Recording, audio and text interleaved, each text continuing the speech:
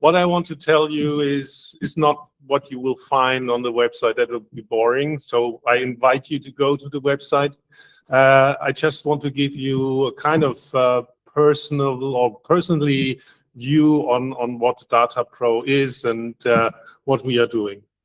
So first, I will give you a short idea where did we start, then what we wanted and why, and where we are now, like here in the Casa Internazionale della Donne, and how the future might look like from this perspective.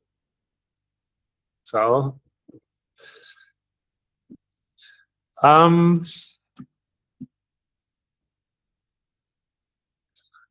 So the consortium is of DataPro, which is a Erasmus Plus project, is a quite diverse one. So we have 2 German partners, one from Italy, one from Spain, one from Czechia, one from Poland, with quite different backgrounds, which, as I can say, as somebody who's done quite a few projects, is always very fruitful. It gives you new ideas. You see your problem from different angles. So if you're doing projects, try to get people and organizations into it that are different from yourself or your own. The background was already kind of 6-7 years ago with a project called Geiger. It was a Horizon 2020 project where we, as University of Education, were the work package leader of the education work package. And we developed a curriculum for cyber safety for IT lay people in vocational contexts. And one of the partners, the other German partner, is also a spin-off company of this Horizon 2020 project. Then we had another Erasmus Plus project, which was a vocational project.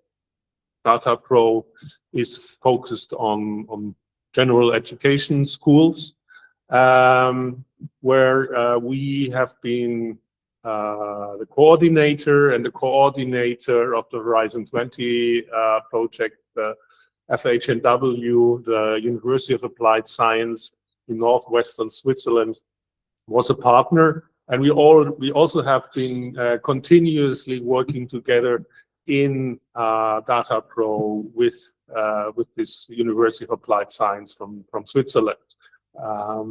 So what we did there in the MESIS project was experimenting with an AI learning teaching bot, which is now transferred to DataPro, where we are using it very intensively. We have already been working on the question, what are the hurdles for learning about cybersecurity, cyber safety, from the user perspective, from a lay user perspective. That's the main point. We have been creating materials that now are kind of republished also on the DataPro website. So you can also get a kind of impression of this project. So the other partners, of course, but I said I'd give you a more personal perspective, were also involved in different projects with concerning with digital transformation and all these problems that come with it. So overall, we identified a need that the increasing power of data-driven processes requires more data professionalism among common students regarding their security, their dignity, and their understanding of the value of data. So the question is, how do we do that? I already said we started in Geiger with trying to find a curriculum. We couldn't reuse that for DataPro because, as I said, Geiger was related to vocational education and people in work, but we were focused on school children, secondary one mainly. So we had to find out what are the topics we need to address here. So, of course, the first is practical knowledge about one's own data usage. So how do I do things? The other point is that data protection needs to be contextualized as a question about privacy, and how privacy is in a certain sense one of the basic issues related to human rights, to dignity, and this sphere that, depending on your school system, will be somehow related to a subject like politics or social sciences. And the third one is because everything is about money nowadays when it's about data, that the third big issue we wanted to address was the question, how do we teach students the knowledge how data business models work? So this is how we worked. We again try to find out about learning hurdles now with a focus on school kids and ask them about their practice. We developed learning tools and materials. You can find them on the website. Please go there and use them, or learn just from them and do your own stuff from them. And we are discussing and disseminating to students, to teachers, and other stakeholders. So, as said, we developed a specific curriculum that is focused on these three main fields. It is also partly based on the EU Digital Competence Framework, the DigiComp, which is not very, let's say, accessible for practitioners like school teachers, because it's a bit complicated and you need to find your stuff. So we try to make it readable for practitioners by reducing complex wording and too many details. So I won't read these examples of single competencies we identified. Again, you can find that on the website. So what's the current state of the project? So we have a large set of educational materials. We have different games. We have the mentioned AI bots that you can use as a kind of tutor. It will stick to the topic of cyber safety. It will also try to make the learning fun by creating games and quizzes if you ask it for that. Yes, and we have a rather active LinkedIn channel, so please follow that. We'll go on for the next months or even further on. So currently, like here, we are disseminating to different target groups. We are doing teacher trainings. We are doing stakeholder workshops. We do school workshops with the students to test our materials. And yeah, we have this more international approach with these conferences. First one here in Rome. The next one will be in 5 weeks in Spain, in Ubrique. And the week after that, it will be in Berlin. In the 1st of July. This will also be hybrid, and it will be a different programs. So if you are interested, have a look on our website or the LinkedIn page, and come back for these conferences and the new information you will gain there.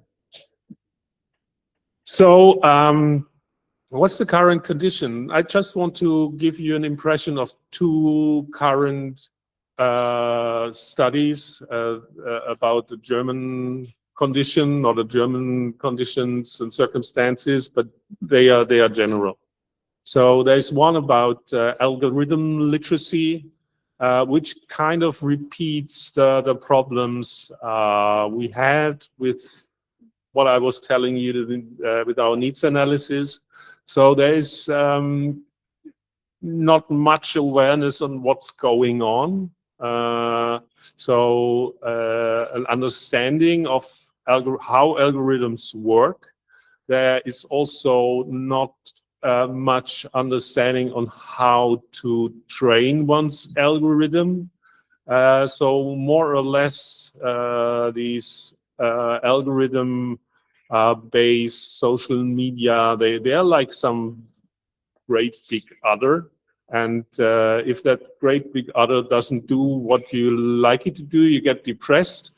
Only you get positive feelings when the algorithm is experienced as a kind of personalized companion that recognizes your individual interests. But for that, you really need to train it. And this is then another knowledge gap, which might be interesting for the future, which we want to address in our teachings, in our projects that we make. But on the other side, teaching is not all. It also needs regulation, because otherwise this is a hare and tortoise problem. So we are running and running and running, but the big data companies and also the small rip-offs are always faster. So there's another story about the business of harmful content, like conspiracy theories, hate speech, and pseudoscience. This current study found out that you can make 15,000 euros per month by such harmful content. This can be donations, this is revenue sharing, these are programmatic ads, it's affiliate marketing, it's merchandising, and so on. So there's a different set of revenue streams from harmful content. So what is needed is really regulating platforms in looking at these streams of money and how they are organized. Also, cross-platform regulation is needed for that, and of course, existing legislation on hate speech, and so on should be applied consistently. So overall, this problem, as I said, we are running and running. It's breathtaking. The speed of developing project like this one is far too slow to match with the speed of particularly what artificial intelligence is now doing and how it is changing the whole situation in different aspects. It creates new problems for data protection. It allows new kinds of attacks in relation to cybersecurity. It will be transforming labor markets. So when we are in schools and train our students, we are quite, how can I say it?